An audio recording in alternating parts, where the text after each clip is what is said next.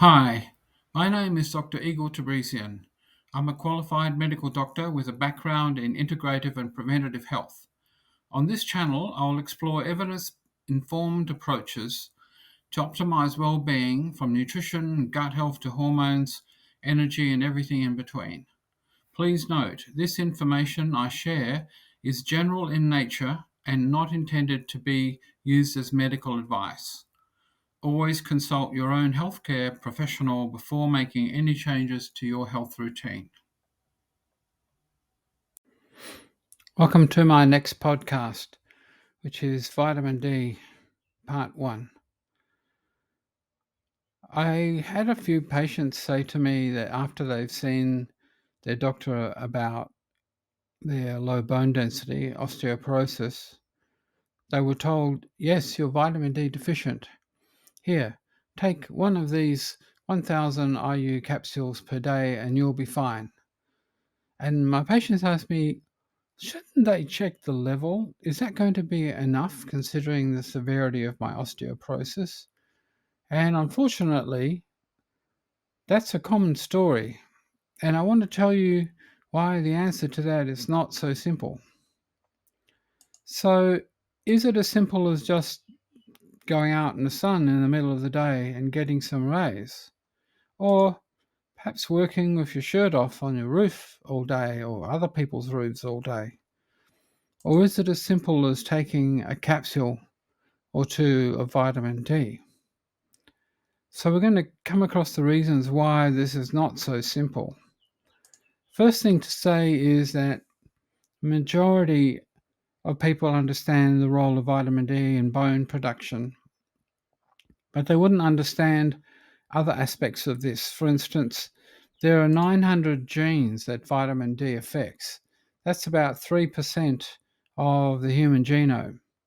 If it was just as easy as taking a capsule or getting some sun, then I think we're underestimating the importance of vitamin D.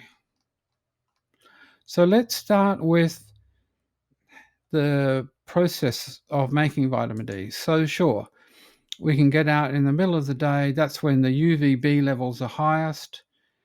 That's what produces vitamin D. It's not UVA, which is the majority of the rays that come through our atmosphere. Only 5% of the rays are UVB, and you have to be out in the sun when the sun is directly overhead. Now, as you know, the shape of this Earth may not make that possibility very easy unless you're in the equator. So then your cells in the skin make the vitamin D, it goes through the bloodstream, and then, unfortunately, then it's got to go to the liver. And so the liver does its little stamp on it. It's got its own enzyme that converts it. And that's not the end of the story. Oh no, wait, there's more. Then it's got to go to the kidney. So it's got to go back out in the circulation, wait for another go down to the kidney, and the kidney puts its final stamp on it. And that's the end of the story, right? And no, there's one more step there in terms of the function of vitamin D, and that is it has to bind to the target receptors. Now, here's where it gets a bit tricky. So the receptors for humans range from extremely sensitive to very, very deaf. So this is called vitamin D resistance, vitamin D receptor resistance. And some people have very good hearing, so they can survive and do well on low levels of vitamin D. And some people need very high levels of vitamin D, but not toxic, just higher to get the effect. So what sort of effect could we be talking about? Well, the first thing that you can measure objectively is inflammation. So it seems that there's two parts of the population. There are those that when you increase their vitamin D level, they will reduce the amount of inflammation if you measure that objectively. But about 40% of the population, this doesn't happen. You need to have much higher levels of vitamin D to get the effect that is anti-inflammatory. And that's because of the vitamin D resistance that's built in. And there's a gene called the VDR, which codes for the sensitivity of this. About the only recourse you have is to keep the vitamin D at a level of 100 to 150, or try to increase the number of the receptors in the cell.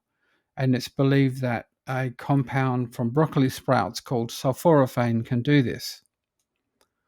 The last step is you shred the vitamin D, and each of these steps has a lever and a gene that controls the speed at which these things happen. So if we're looking at the sequence of events, even this diagram where you have the first gene, the DHCR7, which is the efficiency of how well you convert UVB rays to vitamin D, and then the next gene, the CYP27A1, and then the speed of the next gene, CYP27B1, and then the speed of the next gene, which is the shredder, which is the CYP24A1. And that will determine the amount of vitamin D that you measure in the bloodstream. Or why not just take a capsule? Why not just eat the vitamin D in your diet? Well, it still isn't that simple, because after you eat that food, you have to digest it and you have to extract the vitamin D, which is a fat-soluble vitamin. And the problem with that is that the fat-soluble vitamins need bile salts from the liver to assimilate them. And then even if you make those bile salts, you need a whole series of good bacteria to activate them into secondary bile salts. So if you don't have those good bacteria, all of those beautiful fat-soluble vitamins go down the toilet. One of the species that's important for this is one called Collinsella. Now, this problem is why we have intramuscular injections of vitamin D.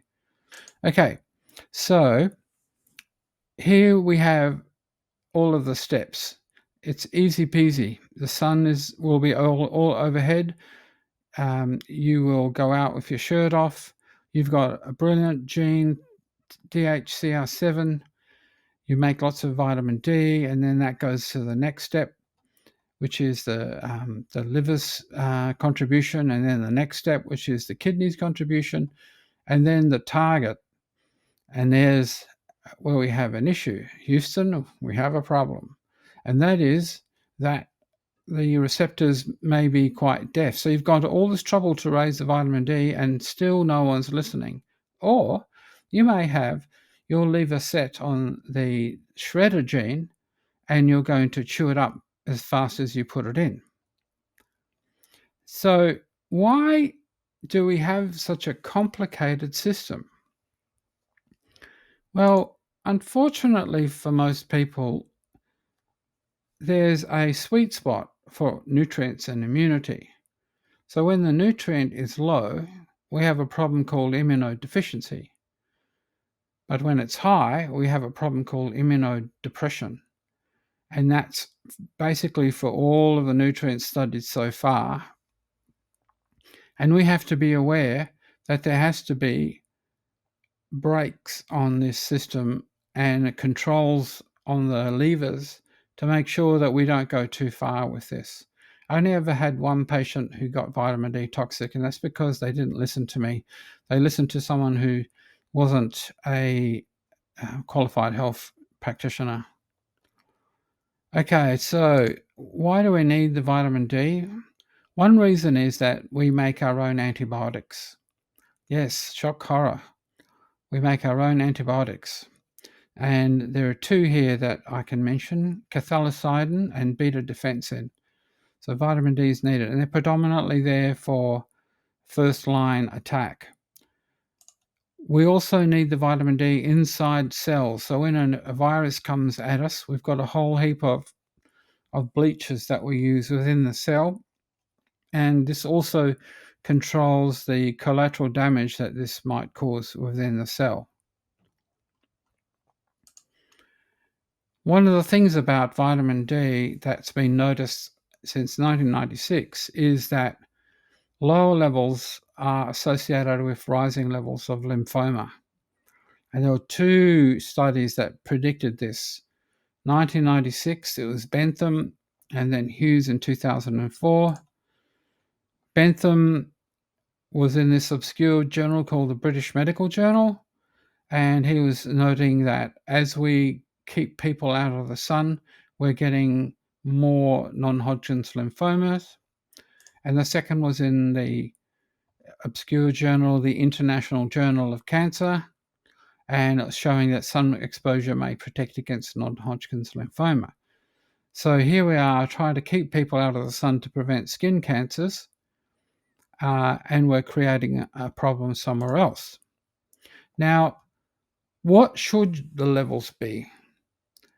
And there's various people who want to put their 2 bits into this, but probably the best of the reviews would be this one from Nutrients in 2020.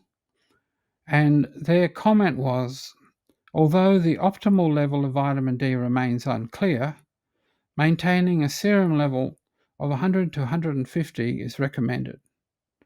Now that's at odds with what you hear from just about everyone in this country who's a medical practitioner.